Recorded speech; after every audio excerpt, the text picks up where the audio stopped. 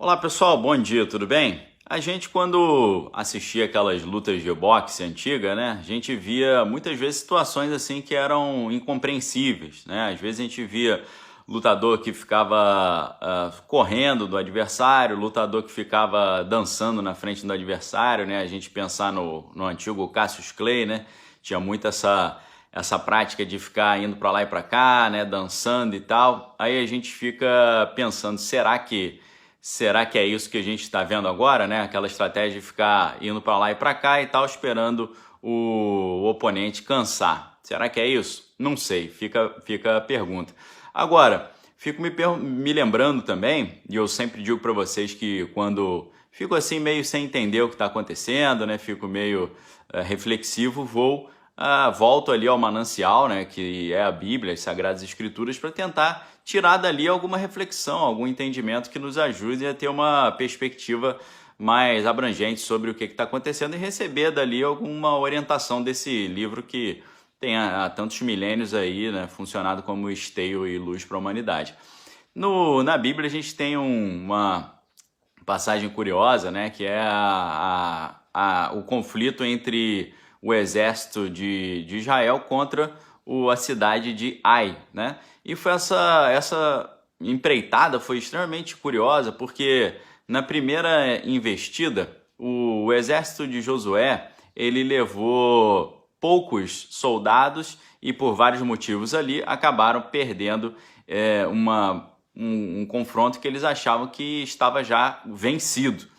E aí eles tiveram que voltar, né, repensar como trabalhar, oraram lá, buscaram de Deus uma orientação. E aí a orientação foi o seguinte: a ideia era ir até chegar até a cidade dos oponentes lá em Ai, e quando eles viessem para cima sair correndo, fingindo que estavam com medo, né? E assim fazer com que eles baixassem a guarda e todos os soldados saíssem da cidade e a cidade ficasse ali com seus portões abertos, né?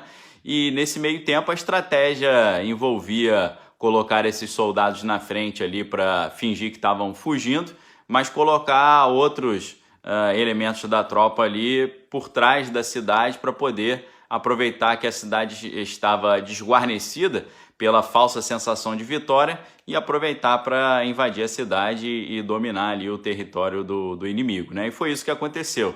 Eles conseguiram fazer com que o inimigo acreditasse que eles estavam fugindo, saiu todo mundo para fora, a cidade ficou desguarnecida e assim eles conseguiram conquistar essa cidade. Aí a gente está vendo, né, a realidade hoje, né, um lado muito ativo, outro lado, né, aparentemente não tomando atitudes contrárias em evidência, né? Talvez dos bastidores, a gente não sabe. E aí a gente fica perguntando, será que é essa a estratégia, né, de deixar o oponente vir para fora, deixar o oponente ter a falsa impressão que já está tudo certo, está tudo vencido e você nesse movimento conseguir identificar quem é quem, conseguir deixar o opositor aparecer, né, se expor? Será que é isso? Será que é semelhante àquela estratégia do caçador, né, que o animal está na toca e ele fica forçando a barra para o animal sair da toca para poder capturá-lo? Será que é isso? A gente fica perguntando, né? Agora, pessoal, para você que acha que a situação que a gente está vendo aqui é uma situação inusitada apenas no cenário brasileiro, é só você pensar, se você quiser abranger os seus horizontes, pense na linha de controle real. Tá? O que é a linha de controle real? Uma divisa entre o território dos chineses e indianos, tá? Mas os dois países nunca entraram num consenso sobre o tamanho dessa fronteira e quais regiões pertencem a quem, tá? Não sei se você ficou sabendo, houve um embate ali entre essas duas nações nessa região fronteiriça e ali acabou, eventualmente ali terminou com a perda de 20 soldados indianos. Da parte dos soldados chineses a gente não teve a informação. Então nós estamos vendo uma escalada de tensão internacional ali na região lá do Oriente, né?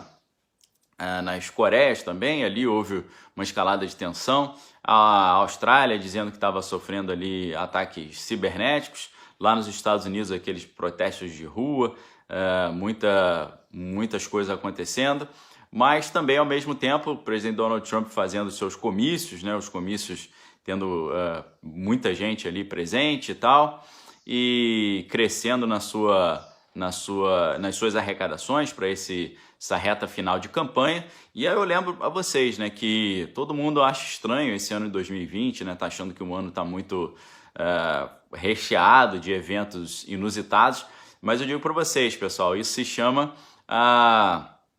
aquela famosa ideia dos eventos que acontecem em outubro, tá? Sempre em ano de eleição americana. Então, 2020, ano de eleições americanas, quem acompanha um pouquinho a história já sabia que ia ser tenso. Só que, eu repito aqui o que já falei em outros vídeos, a situação nesse momento gera uma postura apreensiva da parte de quem está olhando com calma, porque já houve grandes eventos ali, talvez eventos inéditos, né, que a gente nunca viu na história. Primeiro, vimos lá a tentativa de impeachment do presidente Donald Trump, depois aquela confusão com o Irã, depois a questão da crise de saúde mundial, né, e depois crise econômica vindo, mas também agora essas manifestações de rua. E nada disso conseguiu tipo assim, queimar definitivamente Donald Trump dentro do seu pleito eleitoral. Na verdade, algumas notícias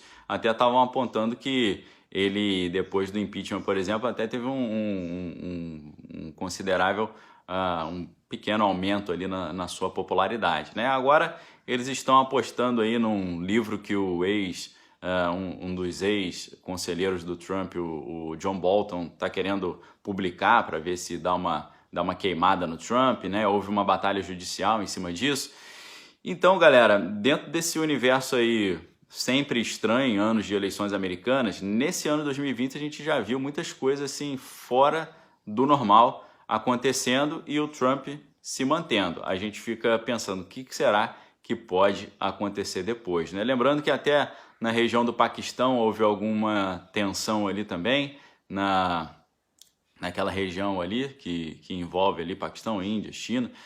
Então a gente está diante de um cenário inusitado, tá certo? A gente fica perguntando o que será que mais vai acontecer para tentar derrubar o Trump e como isso pode atrapalhar a gente aqui no Brasil também, né? Deus queira que a gente não tenha mais problemas internacionais vindo aqui nos atrapalhar, tá bom? Deus abençoe você nesse domingo. Deus abençoe sua família também, que Deus nos guarde a todos, nos livre aí de toda maluquice que a gente está vendo. E aí eu deixo uma reflexão para vocês aqui, para a gente pensar, né, nesse domingo. Será que na época que a Alemanha, por exemplo, estava começando a entrar naquele cenário sombrio lá na década de 30 e 40, será que os alemães eles perceberam isso na hora? Ou só depois, muito tarde, eles começaram a perceber que a coisa estava se deteriorando, né? Então, é uma boa reflexão a gente pensar, né, que às vezes a coisa já está tomando assim proporções estranhíssimas e como a gente está no meio do furacão, a gente não percebe, né? É só você imaginar, né, que você está no meio do furacão, você está vendo tudo girando, você não consegue entender muito o que está acontecendo. Então, vamos começar a refletir sobre isso, né? E ficar de olho no que está acontecendo, porque, como eu falei nos outros vídeos, até o dia 3 de novembro, que é a data das eleições americanas, a gente pode ver ainda muita coisa estranha acontecendo, porque, como eu tenho dito, a oposição nos Estados Unidos e muitos outros setores internacionais não querem de jeito nenhum permitir que o Donald Trump tenha uma oportunidade de se reeleger. Eles veriam nisso, eles estão falando sobre a maior derrota, né, o maior problema da história recente. E eu digo para vocês também algo que não tenho visto muitas pessoas falarem. Se o presidente Donald Trump eventualmente não for reeleito, isso vai mudar muito o cenário aqui no Brasil também, porque a gente vai perder essa parceria extremamente importante para esse novo cenário, né, da presença conservadora no Brasil. Então, fica essa reflexão. Um abraço Examine todas as coisas, retenha que é bom. Se você quiser se tornar membro aqui para poder ter acesso ao conteúdo exclusivo direto do Bunker, onde a gente faz uma espécie ali de blindagem contra todo tipo de manipulação, com todo tipo de desinformação, a gente faz vários estudos interessantes. Fica o convite, primeiro link aqui na descrição do vídeo, tá bom? Forte abraço, fique com Deus, valeu!